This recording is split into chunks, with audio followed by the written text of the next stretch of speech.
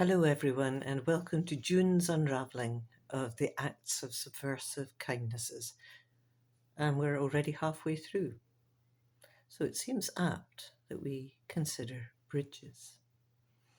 Last month's fears are perhaps a natural bridge for me in themselves. I've often been terrified of bridges. Even seen from a distance, I knew I could never drive over the Pont de Normandy. And I'm not alone in that. But perhaps more shockingly, my fear of heights had me wheel my bike over the Keswick Bridge. Don't tell. The Keswick Bridge is part of a litany of place names for me, which is often played through my head, rather in the way that the shipping forecast is so often used and heard, something riffing from radio traffic and weather reports, things I've half heard on waking. I live in a place of bridges, of course. Dundee. I suspect if you were to ask people for half a dozen things they associate with the Tayside city, bridges would feature significantly. The two spanning the Tay are very different in style. Someone described the present rail bridge as being Dundee's horizontal Eiffel Tower, and that seems right. And of course, there are the remains of the earlier bridge exposed at low tide. You all know the McGonagall. And if you ever have the chance to hear Bill Herbert or Andy Jackson recite that most notorious of poems, you'll be in for a treat. Now, talking of these things, here is Bill Herbert's response to that much maligned poet, and it comes from his extraordinary collection, The Wreck of the Father Ship. Is it? And here is Address to the Girders. Address to the girders. Oh, beautiful railway girders, which bridge the still Victorian Tay, so broad and strong and even. Who could have prophesied that you would inspire one day iron brew yum-yums for sale in Goodfellow and Stevens, a bakey orange marvel of the present day, which for just 95p in new money can be taken away. Oh, girders which so beautifully bridge the unrustable Tay, how I wish you delivered teapots to McGonagall each day. Teapots the size of bathtubs wherein he could disport and play with the whalefish and the seal people and the spratlings of the Tay, and serve them in me spicy red chai frae Braithwaite's changeless urns, and the yum-yums for which even drooned folks yearns. Though gradually were fleesh would tack on the colour o' Trumpo or United, and were teeth dissolved to bridge stumps, still I would be delighted. That's fantastic. How does he do it? For me, every crossing of the Tay seems remarkable. When I arrived in the city at first, I crossed it a lot more than I meant to do. I'd passed my driving test in Kintyre, so I tended to hug the inside lane, which incidentally my head thinks is the outside. And the force field that is the Tay Road Bridge kept sooking me over to Fife. Terrifying. And alarming, as I had to consider any cash I held in the car in the days of tolls. Cycling over is another matter. Thankfully that's done in a central lane, so I don't have to face the Keswick Bridge disgrace. So here's a poem I wrote about the experience of cycling over the Tay Bridge. What they may not have told you is this: you are about to be unsettled. Sense that bubbled under something, an air-locked place you cannot find, far less define, but which exists below your wheels. You cycle on loosened linoleum tiles, coming unstuck, rocking against one another. You ride tectonic plates, a colliding mosaic. Now, notice the path ahead is dulled green, thin paved, a rising ribbon slid between opposing runs of fuming cars. You will vibrate in the fueled exchange of crossing lorries. Learn the strangeness of sitting upright in the midst of this.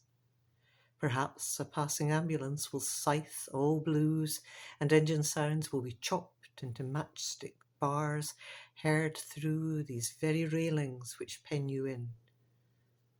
You are on the height of nowhere, kept up by concrete posts you cannot see, and you are not in Fife, the Tay, or in Dundee, but here, over unknown fish, amongst gulls, and the dangerous truths of untold souls. And I thank Crovis magazine for publishing that one.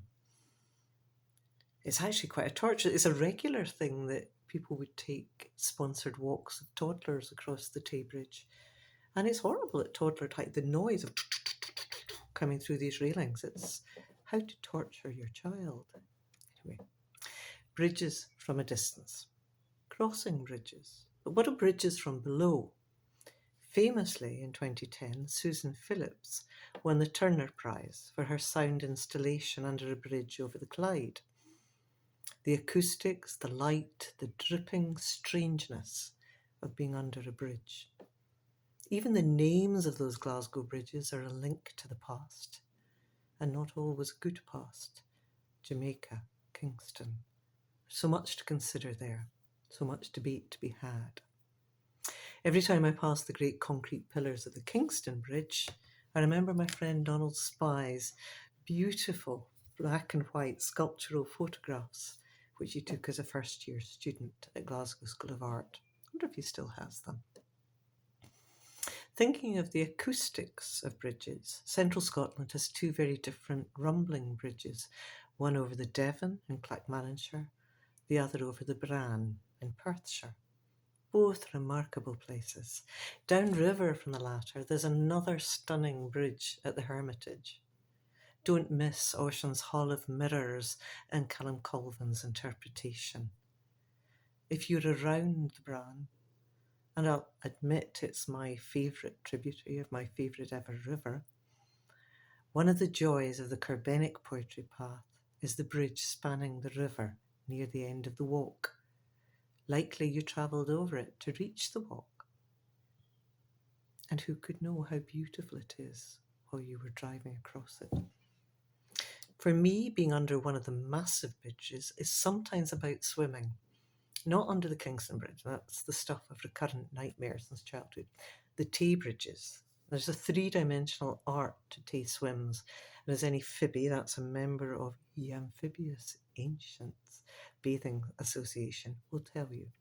If you're swimming from Balmerino to the ferry, you need to be under the third or fourth span of the rail bridge. Because if you're not, you may think you have another 5 miles to go, but you are never going to cross that current. Upriver swims have certain parallels with the road bridge, but there are probably easier ways to get from the ferry to the V&A.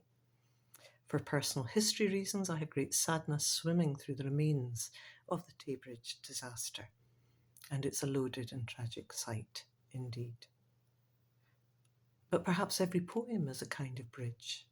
Sometimes we think about the bridge translation, where two poems connect via a translator of the original poem. A poem at either end where there was no shared language at first. The wonderful anthology of contemporary Palestinian poetry collects some of the best voices in Scottish poetry. Here it is. A bird is not a stone, and it's an important statement. As Carol Ann Duffy says, a fabulous landmark collection, an example of poetry's ability to transcend borders, cultures, and languages in order to celebrate our shared humanity. And bridges don't come much bigger or better than that. But I suggest every poem might be a kind of bridge, a bridge between the poet and the reader.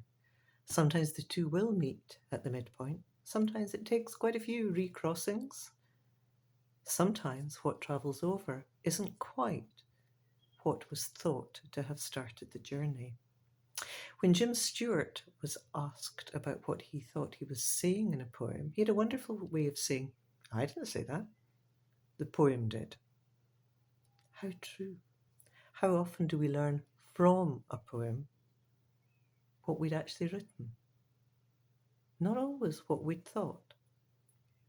The poem has its own agency beyond the person holding the pen.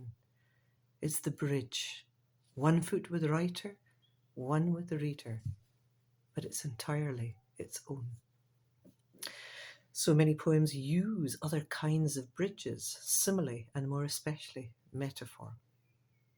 That gives me the perfect excuse to read Norman McCaig. Any excuse. No choice.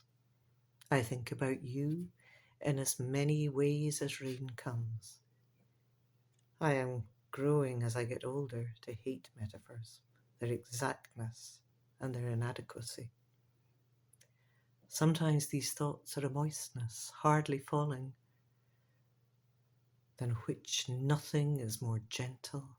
Sometimes a rattling shower, a bustling spring cleaning of the mind, sometimes a drowning downpour.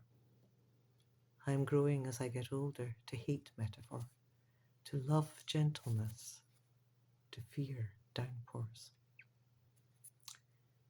Whatever the great man's frustrations were with metaphors, it's hard to think of anyone who was more adept at holding them to account in his poetry, turning to each track, each landfall, if you like, and examining them, his lines interrogating his own lines. Returning to bridges in Glasgow, what of the now occupied flyovers, which for so long were strange, endless redundancies, bridges to nowhere? Here my mind crosses another bridge, and please indulge me. This is what I still see. There was a time in the 70s when I passed the most notorious of these legacies of the city's planned and thankfully never fully executed urban motorways. It seemed to be propped up by a Ben Lomond of filled black bin bags growing by the day. Some reported seeing rats. Thankfully I never did. The time of the Glasgow refuse workers' strike. But for me, exams were approaching, and my history teacher came into class, fuming. You all think being a dentist or a doctor is an important job. Well, of course, being a doctor or a dentist is an important job. But if you can't get to your dental appointment because of the uncollected waste outside a doorway, you'll know the person who lifts your bins also does a very important job. And that job should be valued. She was right. She is right. And that seems an important message to give to young humans. I hope she didn't have too long to wait for her fillings, or bridge work perhaps. Bridges inside our mouths, hand-tunnelled under sand on beaches, drawbridges, tiny stone ones over the Atlantic, bridges closed in gales, bridges of echoes, sighs, and of metaphors, the big hitters across the firths, the lost bridges. I love finding the pieces of the aqueducts which once carried water down to Dundee from the Angus Hills, the tiny bridges over rills, the bridges we still need to build. Thanks for staying with me. I shall see you in July.